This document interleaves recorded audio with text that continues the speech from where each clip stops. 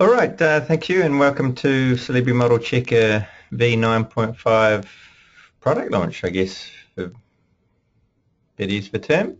Um, so, before we look at the new bits in Solibri Model Checker, I'd just like to mention some of the CAD Image Group recent highlights.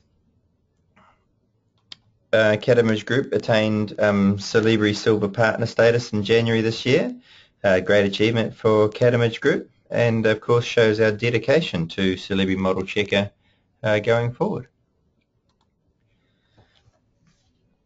The team at CAD Image Group have reworked the existing solibri.com.au website with a fresh new look.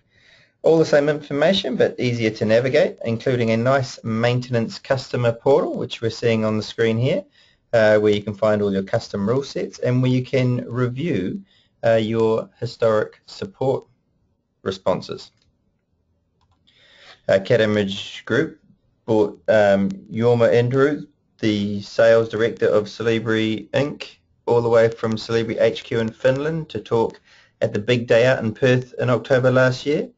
Jorma's talk on ROI of BIM, Naked Truth from the North, was very well received, and we were very lucky to get him all the way over to Perth. CAD Image Group will once again promote Solibri Model Checker at RTC. This year we will be holding another workshop. If you attended last year's workshop, hopefully without the hiccups from last year, and the workshop will be presented by myself, so that should be good fun.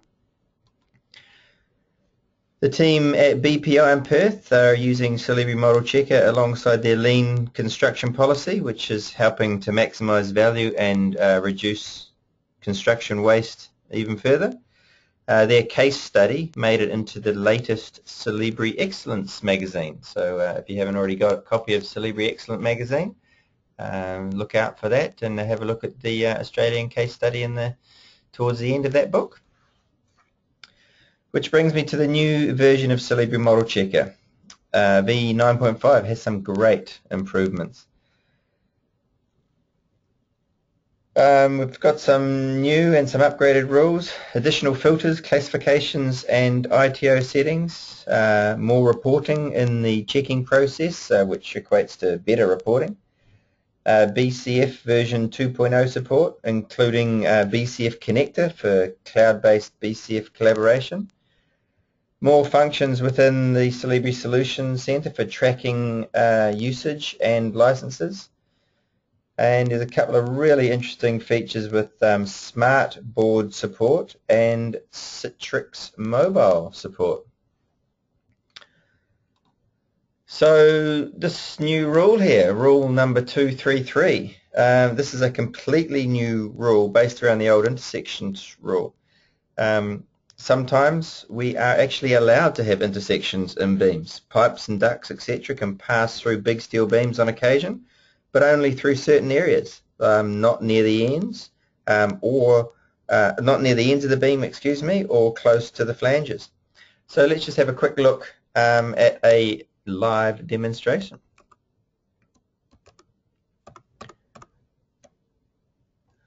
So here we have a structure model. So we've got some structural steel there, a lot of structural steel with some MEP. I've run the standard intersection checking here, and if I flip to the results, you can see we've got 203 issues, but some of these will actually be acceptable clashes.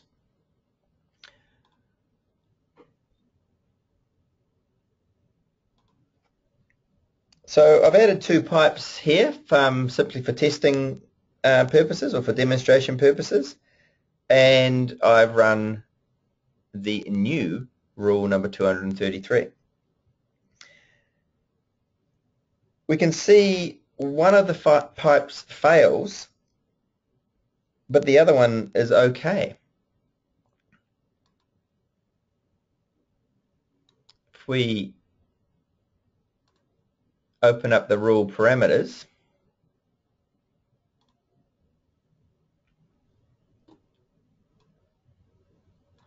here we define the allowed area. So it's all to do with this: half the height, 200 millimeters, a tenth of the length, 800 millimeters, and then we can start to build up this allowable area, which is represented on my screen in green.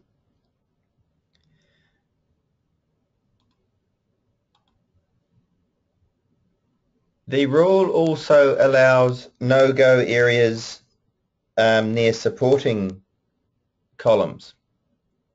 So these two beams are hitting columns here. We've got this beam which is supported by a small column at the bottom, and it's given us a 537 millimeter no-go area, and this other beam doesn't have a supporting column, it just butts into its support, and its area is only 297. So it understands connections. It also understands perpendicular connections. So now we're getting a situation where both of my pipes are failing because the second pipe is in the no-go area of my perpendicular beam.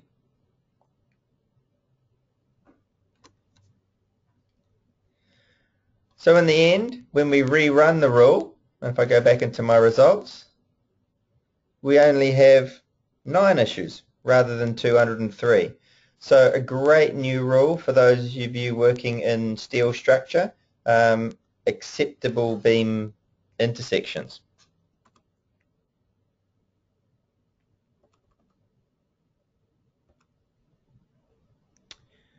Sorry, go to the wrong place.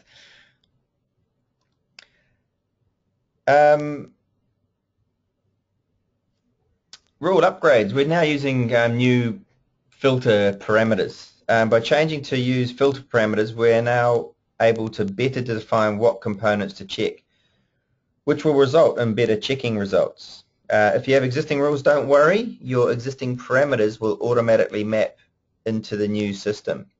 There are a bunch of rules that have these new filtered parameters, and let's have a look at a few of those. Rules 223 and 224 previously had 6 parameters to define the checked components and the filling components. Now we only have 2 filter parameters with much more options for the values. Example 2 is rule number 9. Property values must be from an agreed list. This also has the filter parameters. A benefit of this is that you can now easily exclude elements. For example, if you were checking walls must have certain type codes, you could exclude all the old existing walls from this, as they are not changing, so we don't really care what type code they have.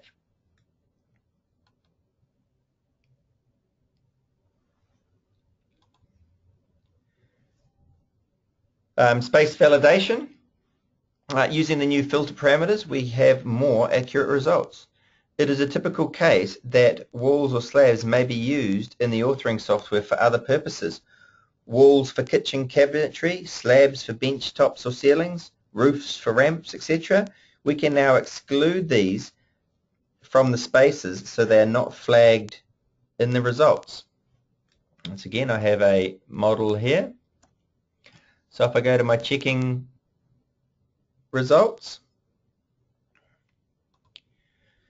rule number 202,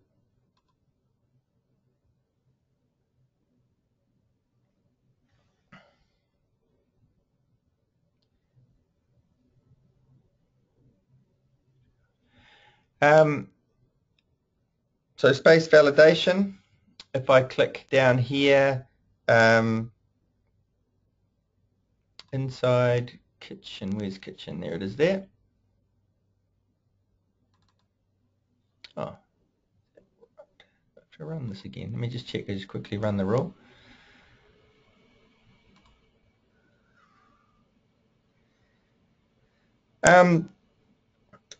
So if we have a look at one of these here, space 1128 was one I was quite looking for. This is purely picking up these two walls that we were using as our kitchen bench. But if we look at the space validation with filtering, our results jump down from 85 issues previously to 41 issues, and these are only the real ones. So this is a great new advance. Back to my presentation. More clever IFC files and components are being created in the authoring software regularly. So we now have more possibilities to search values from within these components themselves. In these rules here, number 208 and number 19, we can now use parameters from within the authoring software. So we can look at the property sets in the authoring software to check door thickness, threshold heights, etc. Assuming, of course, these property sets are within your authoring software. So we can start to check the data that you're adding within your authoring software. There have also been other changes to some commonly used rules. Rule number 1, the intersection rule. Changes to the intersection rule now allow exceptions. These could be elements passing through walls or ceilings, or elements sitting on the face of a wall or a ceiling. The standard check for clashes between ducts and walls, if I have a look here, gives 228 issues. If I run the rule with exceptions, I only get 86 issues, and this represents much better checking accuracy. Similarly, for the light fixtures and walls, we see 33 issues with no exceptions, and when I use the exceptions, I'm down to 13. If I look at the parameters and I jump into exceptions,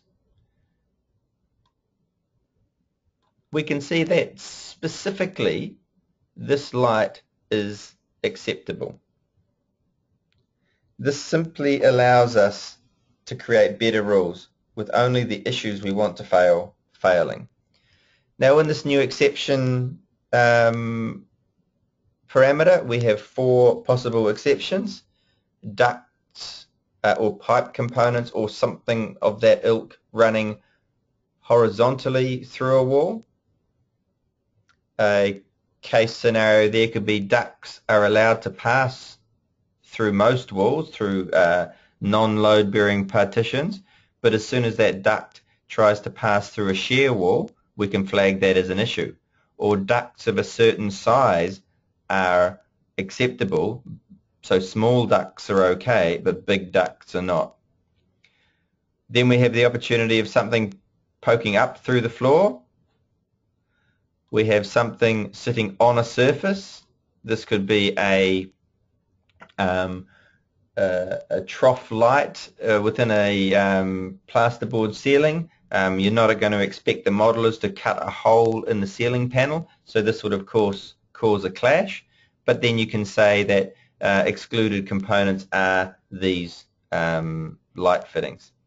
And then lastly, we've got face fixed elements, and generally these are lights as well. They could be valves or air terminals, but as long as you add that components in there, they're simply ignored from the check. So I'll close all that.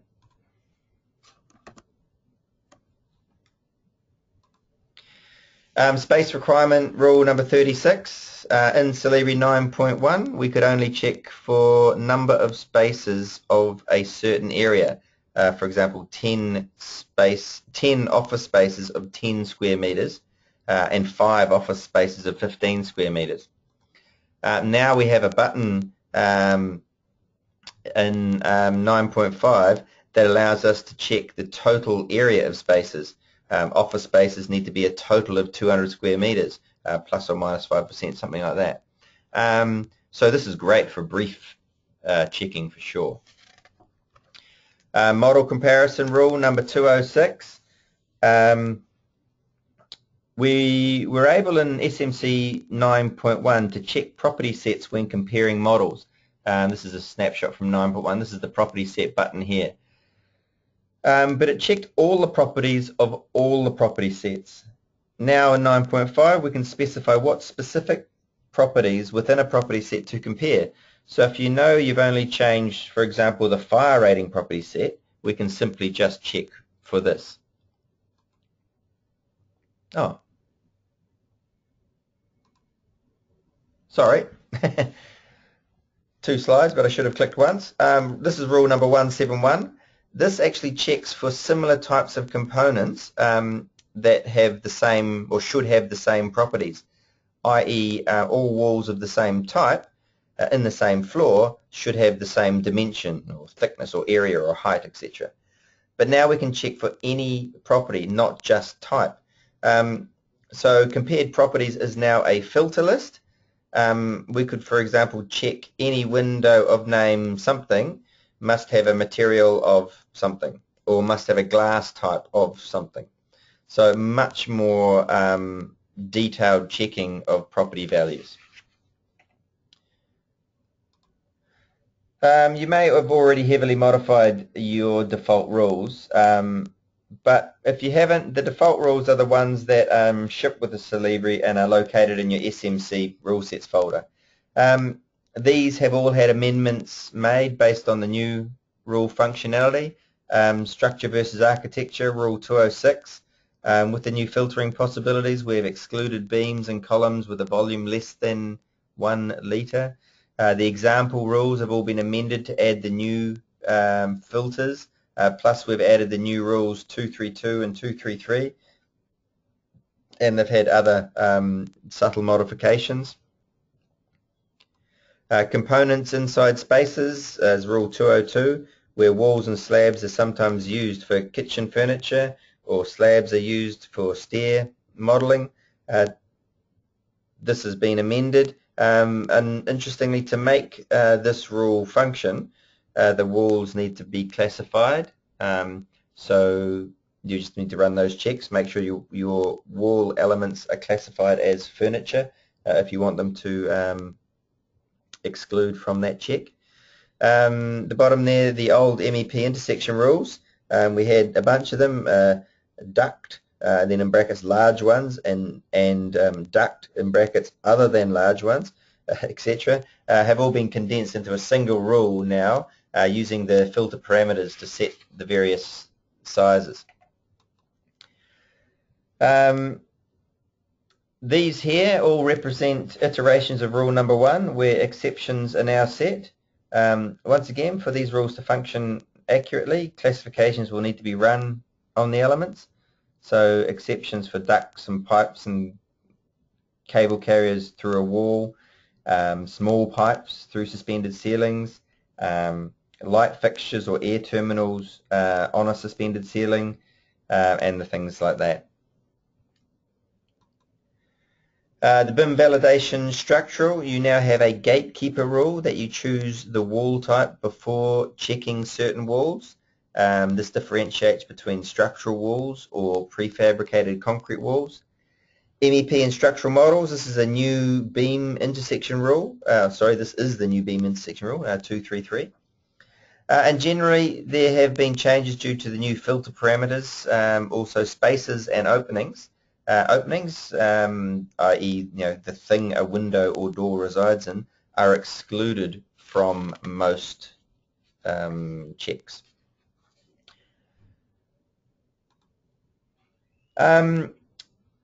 The filtering view. So when trying to locate elements, some elements are made of composed of other elements. I guess a curtain wall is the best choice. So if I select this curtain wall here,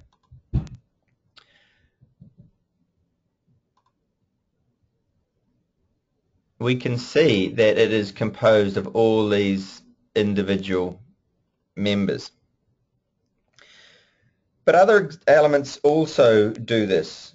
We notice that some roofs have composed elements saved in the IFC files. We can now use something called relations in the filtering view to unselect these. This is great for removing those composed elements from a check. So simply in the filtering view here,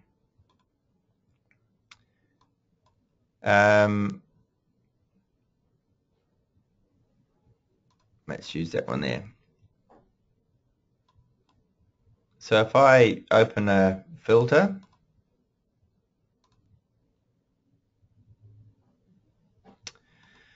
why can't I choose the right one? There we go.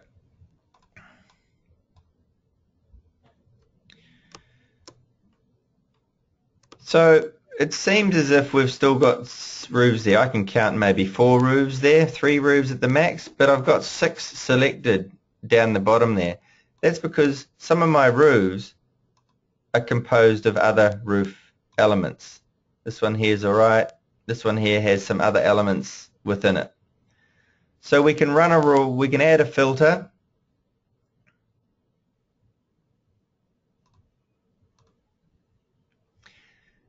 Exclude, because you can have include and exclude in your filters, of course, any backward decomposed, and that needs to have a value in it. Now if I run it, I'm set to my 3 issues, so my 3 pieces of roof. So this is a new feature for version 9.5 to be able to add relations in a filter view. But just remember, when you are trying out new ways of choosing elements, the filter view is a great place for doing this. As I mentioned earlier, all these filtering parameters are now available in rules. If you use filtering, which we're in at the moment, to find the elements, then apply the same methodology to find them in a rule, therefore to check them, it just makes your life a lot easier. Doing it in a rule, checking it in, running a check, seeing that you haven't selected the elements, running another rule, making a modification, doing a check, it's much easier to do it inside the filtering view.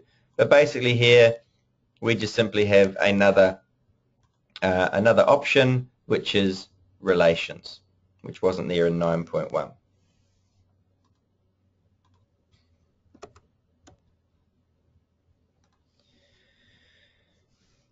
Filter parameters are now used within classifications. Previously in 9.1 we have a list of disciplines and then a list of components. Now in 9.5 we see the filter parameter list, and we can now also see we can easily exclude or include from a classification. So include anything from the discipline architectural, but exclude spaces and openings.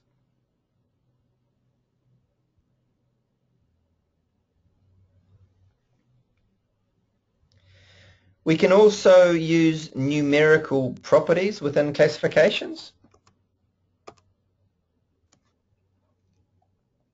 So if I open up the classification here, we have a look at ducts.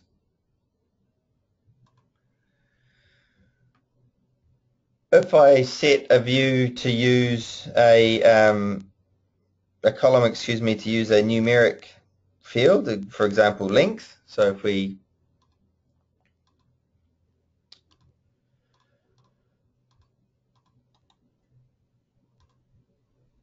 this is text, so I change that to say length, for example. Now I have numeric constraints, so less than, greater than, equals, etc. So this is a new function for classifications. It allows us to make classifications exactly like we're looking at here. Ducts that are greater than 500 equal large, ducts that are greater than and equal to 300 are medium, and all the rest of our ducts are small. So based on numeric constraints, this is a great new addition to the classification tool.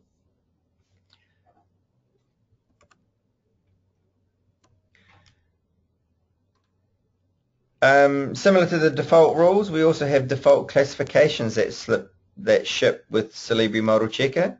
These have all been edited to use the new filter parameters. There have been a few classification names added to the building elements uniformat classification, and these additional outcomes are used with the new exception rules as well as others.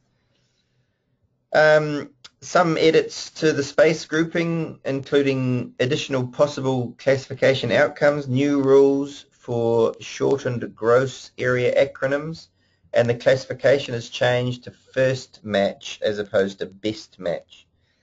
A new classification outcome has been added to MEP components called small pipe for pipes less than 25 millimeters. This is of course using that new numeric parameter. And there are a few more possible outcomes for space usage, including outdoor space, and this has also been set to first match as a default.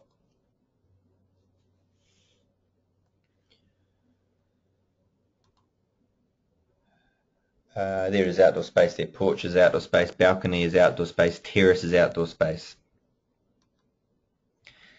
Information takeoffs also get the filter parameter treatment, making it much easier to choose specific elements to check or exclude, as the case may be. This is an indication of version 9.1. Also see here, we had an option to report parts of composite components.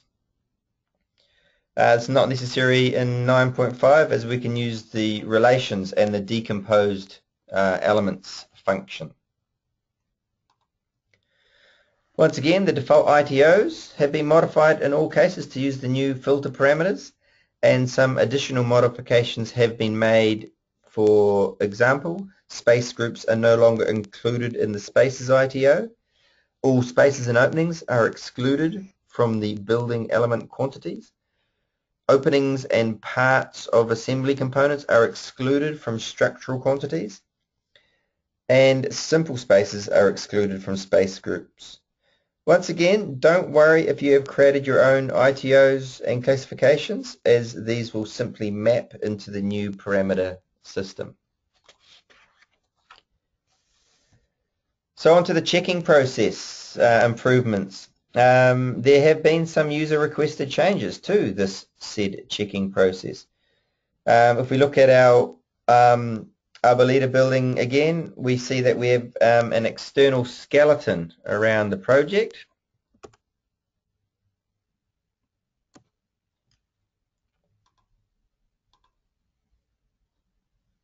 If I can be so bold. And in many cases it's located in front of windows, so a check for clearance in front of windows picks up a lot of issues. So let's look at here. Where's clearance? There it is.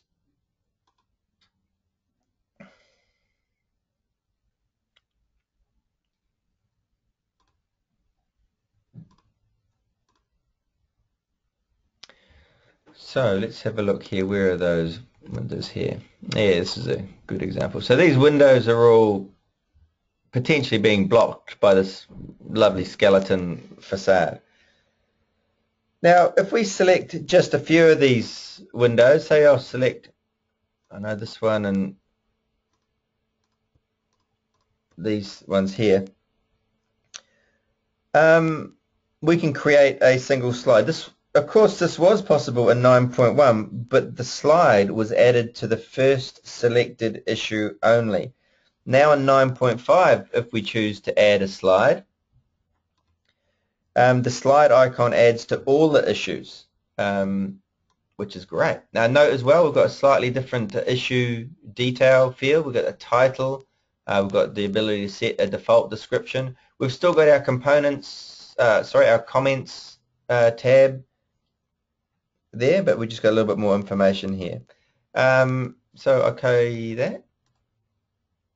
Now if I add this to a presentation, new presentation, there is simply a single slide with all 3 issues inside it. If I, for some reason, go back to my checking results, the one that I'm in shows as blue, and the other ones that are associated with that slide are shown slightly lighter. So we know that all these 3 here are linked together.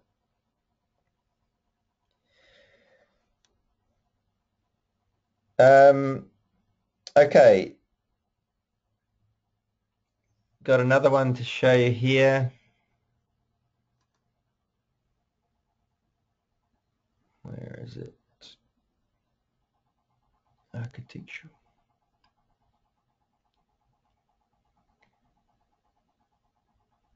Yeah, sorry.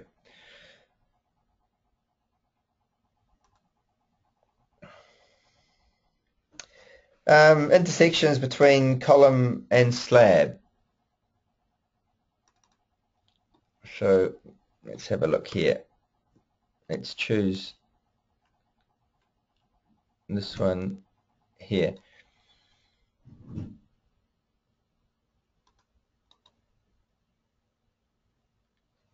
Now, if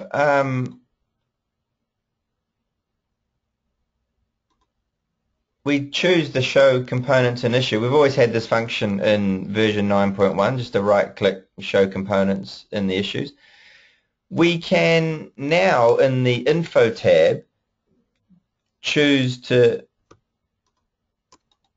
accept or reject from straight in the info tab, which is going to make the checking process just that much more efficient. And if I do add a new slide, let's just quickly add a new slide here, whatever. If I want to remove a slide that I've just placed, just right-click and remove slide. This has been something that's been asked for customers for some time. It was quite a complicated process to remove a slide. Had to clear all the contents out and then get rid of it. So that makes that removing slides much easier. And if I do add a slide, let me add that slide. And if I go into the coordination tab, I can now add multiple responsibilities all in one go, which of course is a advance on what we could do in 9.1. So that should speed up that process of creating issues, adding responsibilities, removing an issue if we need to, or accepting and rejecting issues straight from the info tab. Yeah, great.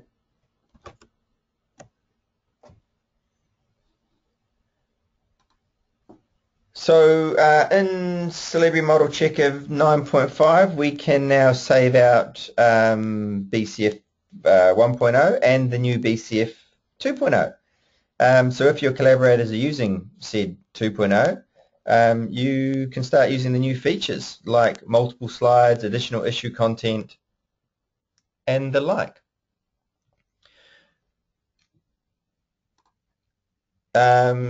Solibri BCF connector extension. We've also added the extension for this, allowing a direct link between SMC and a cloud-based BCF server like Cubis's BIM Colab offering.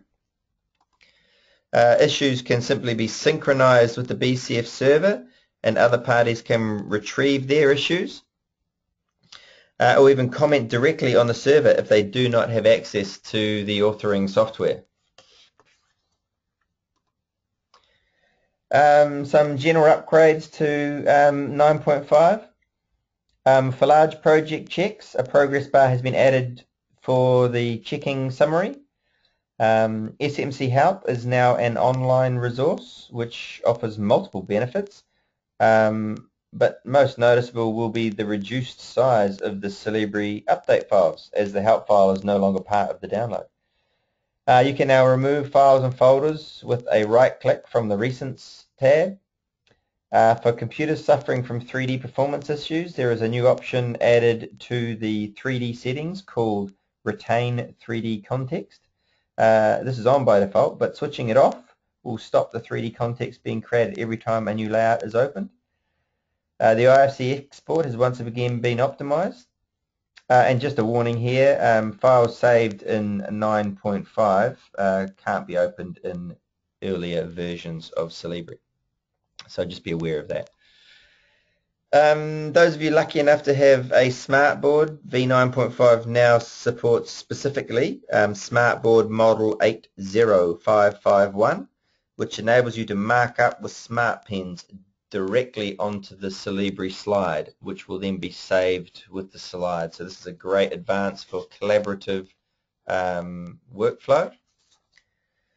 And lastly, if you happen to have Citrix XD75, you can now push Solibri Model Checker 9.5 to site or anywhere else to all your devices, including tablets like, for example, iPads. So this is a great on-the-run solution from Solibri if you are running that particular version of Citrix.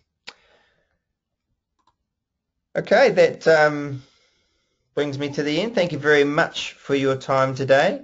If you've got any queries regarding this presentation, please send us an email at solibri@catimagegroup.com.